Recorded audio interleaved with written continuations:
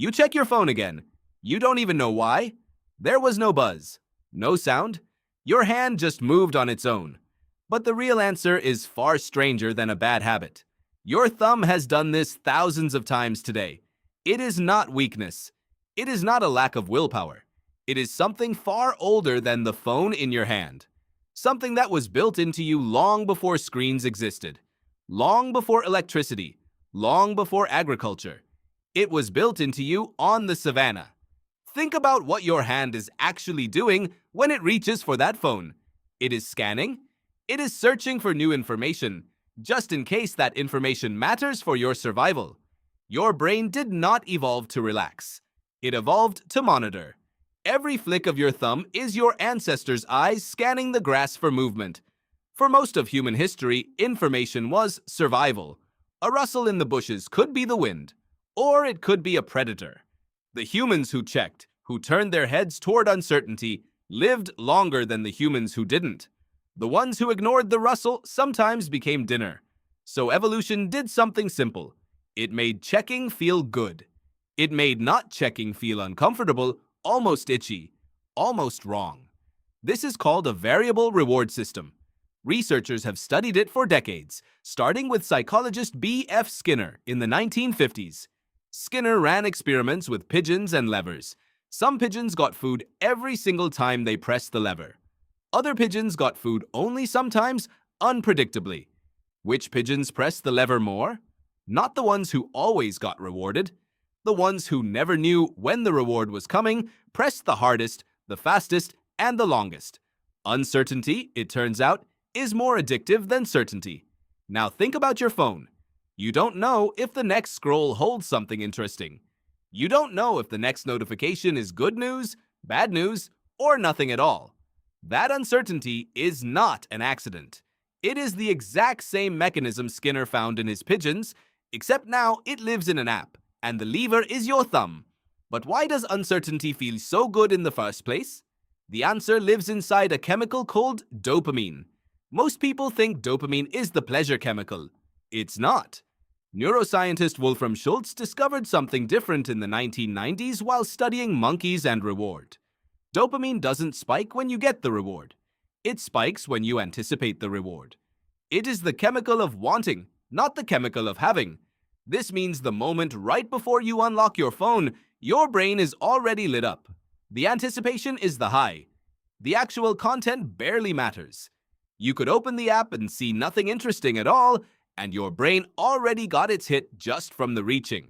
Your ancestors needed this system to survive in an unpredictable world. Anthropologist Sarah Blaffer Hardy has written extensively about how early human survival depended on constant environmental monitoring, watching for threats, watching for opportunities, watching for changes in the group around you. The brain that stopped checking was the brain that got left behind, eaten, or starved. Vigilance was not anxiety. Vigilance was intelligence. Here's where it gets stranger. Your brain cannot tell the difference between a predator in the grass and a notification on a screen. To your nervous system, both are simply unresolved information. Both trigger the same ancient circuitry. The amygdala, the small almond-shaped structure deep in your brain, responsible for detecting threats and novelty, does not know what an iPhone is. It only knows something changed. Pay attention. So when your phone buzzes, or even when you imagine it might have buzzed, your amygdala fires the same way it would have fired for a snapped twig 40,000 years ago. Your heart doesn't know the difference. Your hand reacts before your conscious mind even decides to move. Think about how strange this actually is. You are using 30,000-year-old survival software to manage emails. You are running predator detection circuitry to check if someone liked your photo. The hardware never updated, only the inputs changed. There's another piece to this puzzle, and it's just as old. Humans are not just individually vigilant. We are socially vigilant. For most of human history, you lived in small bands of maybe 30 to 150 people. Anthropologist Robin Dunbar's research suggests this number, now called Dunbar's number, represents the natural limit of relationships the human brain evolved to track. In a group that small, knowing what others were doing wasn't gossip. It was strategy. It told you who to trust, who to avoid, and where you stood in the group. Falling out of the loop in a small tribe could mean losing alliances, losing protection, even losing your place in the group entirely. Social information was as critical as finding food or water. Your brain evolved to crave it constantly. Now you carry a device that connects you to thousands of people instead of 150. The same drive that once helped you track your tribe's gossip now pulls you toward an infinite scroll of strangers' updates, opinions, and photos. The hunger is ancient. The buffet is just bigger than evolution ever prepared you for. This mismatch has a name in evolutionary psychology. It's the difference between your evolved environment and your current environment.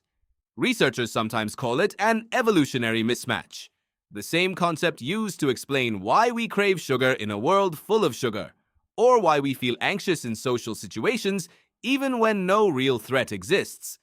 Your phone is sugar for your attention system.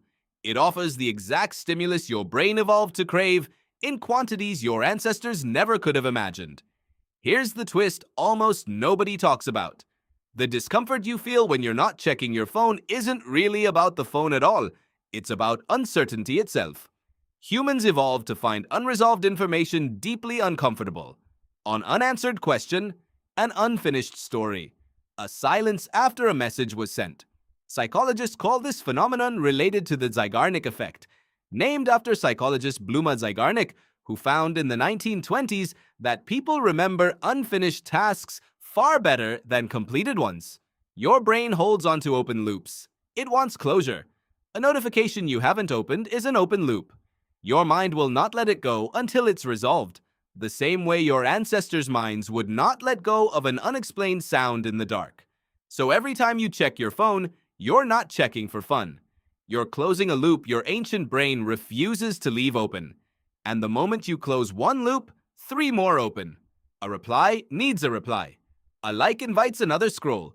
The loop never actually ends. It just multiplies. This is the modern mirror of your ancestors' world, except the danger is gone and the vigilance remains. You no longer need to scan the grass for movement, but your nervous system doesn't know that. It still rewards you for scanning. It still punishes stillness with restlessness.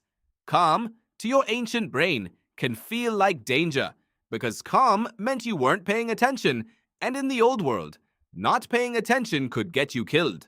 Knowing this doesn't make the pull disappear, but it changes what the pull means. You are not weak when you reach for your phone 40 times a day. You are simply using the same brain that once kept your ancestors alive on the plains of Africa, except now it's pointed at a piece of glass that promises information but rarely needs to. Tonight, when you feel your hand drifting toward your phone for no reason at all, you won't think it's a flaw. You'll know exactly what it is. Your ancestors' eyes still scanning the grass, except the grass is gone, and all that's left is the reflex.